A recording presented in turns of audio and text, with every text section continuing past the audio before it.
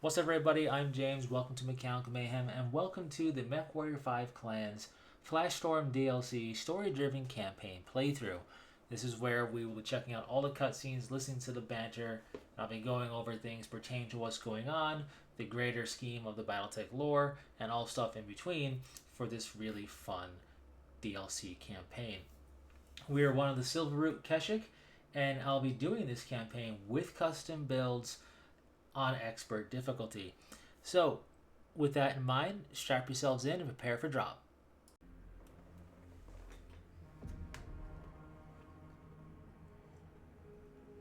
Silverroot, welcome to the Farrier Canyons. They are treacherous and offer a lot of threats. A situation has developed that requires our immediate attention. No time to get used to the surroundings. You will have plenty of time. Trust me. The Second Sword of Light have dug into the region like ticks, trying to ward us off. The 3rd Bear Guards and the 50th Striker have engaged them for a few weeks now. They have been frustrated by the amount of resistance they have faced. Due to the sudden flash storms in the region, they have struggled to confirm high-value targets. That changed recently, due to Comstar's work with the local populace, specifically the working class. Yes, we made contact with a mining union official in the city of Marble Canyon. The city is home to a prominent mining outfit, Shirogane Industries. It mines rare metals and the natural minerals this system is flush in. But allegedly, the DCMS has been using it more as a military hub. Possibly an official appointed by Theodore Kurita himself to coordinate their ground forces. Star Colonel Hunsig of the 3rd Ghost Bears led a trinary to investigate this. He was reporting on comms in 30-minute intervals, until a flash storm erupted and he stopped responding. Is he dead? That is yet to be confirmed. His mech's heat signature is still detectable near Riverbed here, just before the mining site. His trinary could have been ambushed. His signal could be a sensor error. Either way, we are going to advance into Marble Canyon and find out. We need to confirm if the Second is indeed using that mine as a command outpost. Hopefully, we can locate Star Colonel Hunsig in the process. Our forces will insert on the outskirts of the city and advance along different routes. Here, and here. The storm is still raging. You cannot rely on your instruments once you hit the ground. Ready your forces, Ghost Bears. We are heading into the eye of a storm. Well, we went from the mountains, now we're down into the canyons. We have a beefier Star here, 2 Night Gyres, a Timberwolf, an Ebon Jaguar, and a Warhawk. All energy equipment because that's how I roll. And we're about to roll into this canyon to see what's up with Star Colonel Hunsig. So, a pretty cool set piece. We have a storm going on. We're in a different location, but it's still going to have similarities in terms of terrain features because this is the same planet. And we are en route to basically do recon and force, you could say. At the end of the day, that's what's going on. We have 2 objectives, sort of, really. We gotta ascertain what happened to the Star Colonel, and we have to find out if this is being used as a base of operations for the Second Sword of Light.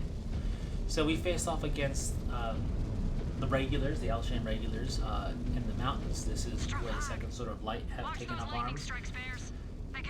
And it's important to remember that we are one galaxy going up against 2 full-on regiments of force with an unknown variable in the form of the local planetary militia, which has yet to be mobilized. Even with just the 2 regiments versus this galaxy, we are at a bit of a numerical disadvantage, sort of, in essence. So that's just the way the clans get down, though, nothing new there. But it is worth noting that we are not exactly having the numbers on our side, and the clans just don't do that, right? Now, along that line of thought, we also have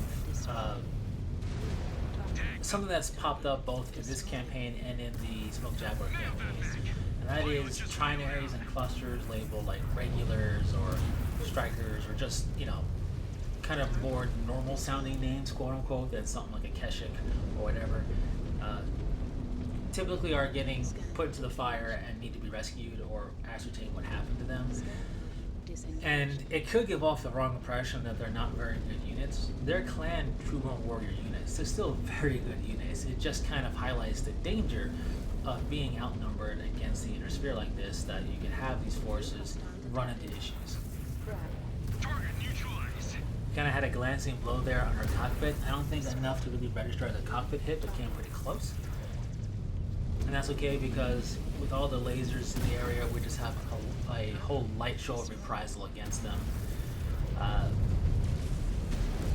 The trees, as you see, catch fire and burn down as we cut them down with our laser fire. One of the things that I like about ERPPCs a lot over the laser is that they go through. They don't, like, the laser technically takes however many frames or milliseconds or whatever it is of cutting through those trees. So you might have noticed with buildings and the like, the laser fire has to cut through all that, and then maybe with whatever time is left of the laser's burn, it'll hit your target.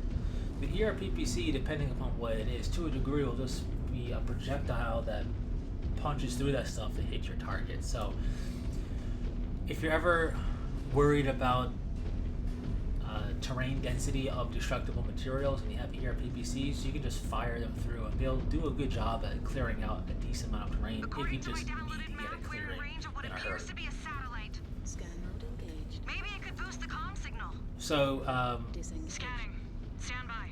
we luckily don't really have to worry about the storm striking your mech or anything like that. That's more for flavor and fluff, like, you know, watch out, be careful, this is a storm. Which is true, you know, it would be good to have your sensors and other systems go haywire by a lightning strike. Star Captain, activate it and see if we can establish radio contact with Star Colonel Hunsick. So our first objective is more or less being met. We are going to take over this comm terminal as a signal booster and see if we can't get in contact with Star Colonel Hunsick and ascertain what the heck's going on. A bit of a fun little world building thing. This facility here being used to help send messages, you know, with a signal boost, kind of suggesting that storms here like this are pretty commonplace and you need a way to send a signal out a bit more reliably. It's small, minuscule, you may not even think about it in your first playthrough or whatever, but it adds a nice little bit of world building. Also, speaking of world building, watch out for these cliff face. I fall down it all the time. I don't know why. I just walk right off like a lemming, but it's okay. It's not that far of a drop. And I call it a shortcut. That's how we justify it. So, we can see a bunch of stuff popping up in sensor mode. Or, yeah, for scanning mode better, I think is actually what it's called. I don't know why I said sensor mode, because we're seeing it with our scanning sensor in our helmet. Anyways, these are mines. There's a lot of mines here. Everybody hold in place. Scanning for mines. It wouldn't be, you know, a MechWarrior 5 Clans game without mines to scan, right? We did that in Santander a bunch, and we're doing it here. There are a lot of mines here, and as we progress in hacking them and getting rid of them, we can see a drop ship off in the distance about to drop off enemy mechs. As such, I like to have my star guarding a position, because they won't move. They'll just kind of dance around their spot, you know, to not get hit as best they can and get out of your way if you're walking by them or whatever, a little bit, but they're not going to advance into these mines, because if I just said attack that Crusader, they would walk forward and right into the minefield, because, you know, it's what are you gonna do with AI? But in any case, having them guard a location means they're only going to attack with what they're in range with, and since I have a lot of long-range firepower punch going on here, they're able to burn through some enemy mechs pretty effectively. In fact, they took them down rather nicely without me even having to do much of assisting. And then as I hack more, I can have them guard location further up, and they'll stay out of the way while I get all of those mines scanned and disabled. So as we can see, they have a whole bunch of mines everywhere, not just in our field, but also Star Commander Rook disabled some. There's a lot out there. But we're not done, because while we may have disabled those mines and have taken out the immediate med forces, we have reinforcements coming in ground vehicles, air assets, and there will be more mechs, I believe. So, plenty to do. Now you can see off in the distance when an ERPPC makes contact, we see that kind of bloom in a sphere around where you hit. I just saw it right there. That just so happened to be what we saw in one of their screenshots that I talked about when they first announced Flash Storm. And to me, I thought that they were trying to bring in like a shield or something like that, and I wasn't sure how to feel about it. But I don't remember this kind of bloom effect happening in the Smoke Jaguar campaign. Maybe I just don't recall it. But when I got to this mission in my first playthrough with ERPPCs and I saw this, I was like, oh, that's not a shield, that's the bloom effect of the ERPPC. So that alleviated any potential concerns of weird sci-fi shenanigans that aren't really in the Battletech universe being added to a MechWarrior game. I also, accidentally nearly annihilated one of my elemental points. Again, just given the way they move, it might be beneficial for you to turn off friendly fire. Now, friendly fire, again, in this game, only is in relation to your shots. If your star is shooting and you waltz in front of it, you really don't take any damage much at all, if any at all, from their shots, because AI is going to do some weird quirky stuff at times, and they design it so it's not going to punish you for quirky AI features. Which is, I think, ultimately a good thing, because I shouldn't be punished because the AI decided to waltz behind me while firing off everything and shoot into my back by accident as I'm also strafing through them. But at the same time, that can happen with AI moving in front of my shots, and I have friendly fire on in this playthrough, and that's how it's been in MechWarrior 5 Clans. So, I don't believe it to be full on 100% damage, but it's still damage. You can take out elemental points, for example. If you're having an issue with that in your playthrough, you can always disable friendly fire. So in this little comm chatter we have going on, we see a nice little back and forth and a little bit of development in regards to feeding the player some lore on Clan Ghostbear, right? It's something as simple as saying we value patience, and then the other one saying, you're just playing out war, you're new, you don't understand, sometimes you gotta ruffle feathers and move forward. It's a nice back and forth. And one of the things that MechWarrior 5 Clans does, I think, pretty well, is give you a basic crash course in your faction's lore and behavior and whatnot. Smoke Jaguar did it really well also throughout the course of that campaign, and I think Ghostbear does a very good job also, because Smoke Jaguar didn't just give us Smoke Jaguar's demeanor and ways a bit through context clues and digesting of banter and whatnot, but also served as a basic crash course for just clans in general, with Omnimex and Trials and Trueborn and everything else. So the game kind of presumes you have that background, having played that campaign. So now when they feed us Ghostbear stuff, it can be laid on top of the more generic stuff, if that makes any sense. I just think they did a good job. Not just here, as the patience remark brought that back up to me, but throughout the campaign. You get little tidbits into Clan Ghostbear that make you kind of have a better understanding of what you're dealing with as a clan. So when you do inevitably do a little bit of searching on your own for lore, because it's going to happen whenever you're new to a setting, if you are new to the setting, you'll be able to digest more about Clan Ghostbear, I think, faster, because some of it's already here in super obvious senses and in more context clues from banter and what have you. So I'm kind of lingering in the water a little bit because I really like the ability to just fire non-stop and not have to worry about overheating, but we do inevitably have to move up, so we have to keep an eye on our heat a bit more here. We have some pretty decent firepower arrayed against us to kind of try and counter our firepower, but our firepower is much longer range. So that Hunchback I specifically went after the right torso because that's where the AC-20 lives. I've said this before and I'll say it again. Target, shot placement, style of tactics and gameplay is important. I think it often gets kind of just, not downplayed, but often kind of just associated with the idea of quote-unquote playing well, but that's inherently in a game like this part of the tactics and strategy of the game. So all that is to say, definitely get a sense of what you're facing so you know, like, oh, the Hunchback usually has its most dangerous stuff in its right torso. Prioritize that right torso to at the very least cripple it, and then move on to either finishing it off or attacking and trying to cripple other targets along the way. The name of the game is to destroy all of your opponents, yes, but sometimes it's not about destroying them in 0.5 seconds, but rather really hampering their offensive output so you can crush everything with taking less damage, more or less. Does that make any sense? Especially if you're going to be playing with stock loadouts on higher difficulties, you really want to focus on crippling the enemy, not just trying to take out the cockpit or the center torso as fast as you can. And sometimes crippling is just in the legs, like the light mechs, crippling their legs makes them such an easier target to finish off, both you and your star.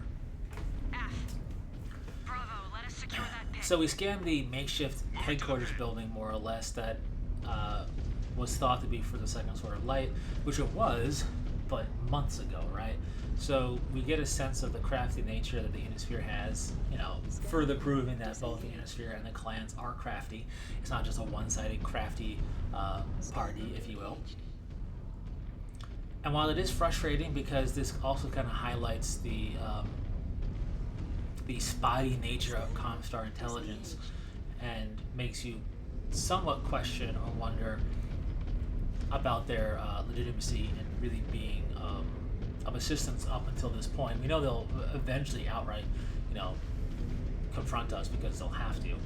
But right now, just seeing some of that spotty Comstar intel, this makes you wonder, are they trying to play both sides? Maybe I just think that because I know Comstar as the big behind-the-scenes villain that they are. But hey, we have this mining area that we can take over, which is an important thing to have, right? They're clearly mining here for resources. Denying them resources and facilities in this area is going to be a blow against them. Partly why I'm sure they defended against Star Colonel Hunsing's forces is because while it might not be their main HQ area, it's still a good staging area. Think about it, a canyon mine, it's going to be hard to detect things with scanners and sensor sweeps, so taking this is still advantageous. And when you're conquering a world, taking territory and destroying enemy assets is going to be a benefit, of course. So in securing this mine, we are taking a step closer towards securing this planet. There's some decent tonnage here. The tactic that I tend to employ is try to attack the biggest thing, but also if we are quasi-surrounded, quote-unquote, like we are here, whatever's closest to my star, because you tend to range out forward most of the time to trigger things. So whatever's closest to my star, I try to prioritize and annihilating. That way we can not worry about getting shot in the back while we confront some of the larger stuff. So I got stuck up on the terrain there because I wasn't really paying attention while giving orders. Don't be like me, be better. So what we have here is a Thunderbolt that is pretty wounded. We have a Stalker. Stalker are assault mechs. They can provide, or not provide, but they can bring pretty decent punch. And I'm surprised at the number of cockpit damage hits that have been happening kind of in succession to one another, not by design, I can tell you that much. So Warhammers are also pretty decent additional damage. You're gonna want to watch out for that. And anything that has LRMs on it, and that's another cockpit near destruction. But anything that has LRMs that is going to be at a higher vantage point than you can be quite annoying and dangerous, particularly because those LRMs, I feel like, do more damage to legs than they used to. But luckily, we haven't really had to worry about getting legged in this mission, at least not for our mech, which is pretty good. So, Jaeger mechs are another one of those things where sometimes crippling them is just better than outright taking them out when there's multiple targets, particularly because they are kind of lightweight on the armor department, so you can quickly take out an arm or a side torso. Direct hit. That pilot just ejected. This is not a bad mission in regards to being an absolute slog, but you do want to be careful in overextending yourself and being too aggressive. As you can see, we have on screen a Sokol to deal with, and we can see the health bar up there on top of the mechs. So this is what I mean by pacing yourself. You don't want to be too aggressive. You want to make sure you keep enemies away from you, because we have the longer range. So while they do have long range firepower, the better we can do to take them out at distance, the more we can kind of negate their work. Because like that charger has some medium pulse lasers and the like, and an LRM-20. Well, if we can, you know, really dish out some punishing firepower to it, while it can only hit us in return with the LRM-20, we can soften it up and hopefully take it out before it brings too much of its firepower to bear. That's just basic concept, right? So there's a high amount of chi, there's a charger.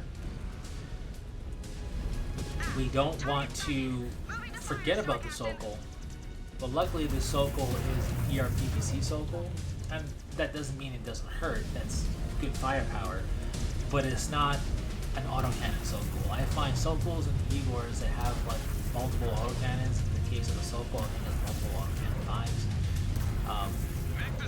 I find those to be the most dangerous of the Sokols and Igors type stuff, so while it's not great having two ERPPCs firing at us,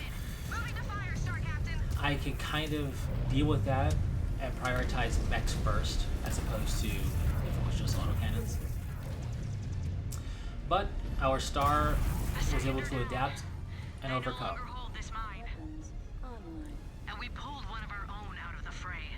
Good work, Bears. We did save Star Colonel Hunsig, however, the rest of his trinary seems to be gone, right? So, Ghost Bears are taking some casualties, but we also are securing vital objectives and bleeding out the enemy forces as well. Remember though, we don't want to be trading lives, because the Alpha Galaxy forces numerically are not as numerous as two regiments arrayed against us. So we gotta take our technology and our capabilities and lean on that more heavily to take them out. We can see though, one of our Night Gyres got legged, which wasn't a big deal at the end there. They are slower mechs, so if that happened early on, that would have been a problem. But we pushed through, and that probably happened towards the end. So we can see what else we have to requisition in terms of mechs should we do such a thing, which, you know, will slowly be happening. We're going to make our star much heavier, much more powerful. The question of what we take, though, is going to be partly due to your tastes and partly due to build capabilities if you're doing custom builds. So I went with the Gargoyle. Gargoyles are actually pretty punchy. I wouldn't discount them. I used to discount them, but I've kind of warmed up to their capabilities more and more. And doing some typical in-between mission upgrades and XP expenditure. Really want to focus on taking out anything. By taking out, I mean not like I was thinking like taking out the rent. Doesn't make any sense. I want to focus on upgrading range and heat management type stuff for sure, as long as evasion's maxed out, because evasion I still feel is very, very important. And with Jonathan's fast learner, we really are accruing the experience to help beef him up. So that's why I definitely went for it in the beginning. There, it's definitely paying off. At least I think so far. Anyways, that'll do it for this mission. We have established the mining facility as Ghost Bear territory. Now we can push further into these canyons and try and root out the second Sword of Light. So until then, take care.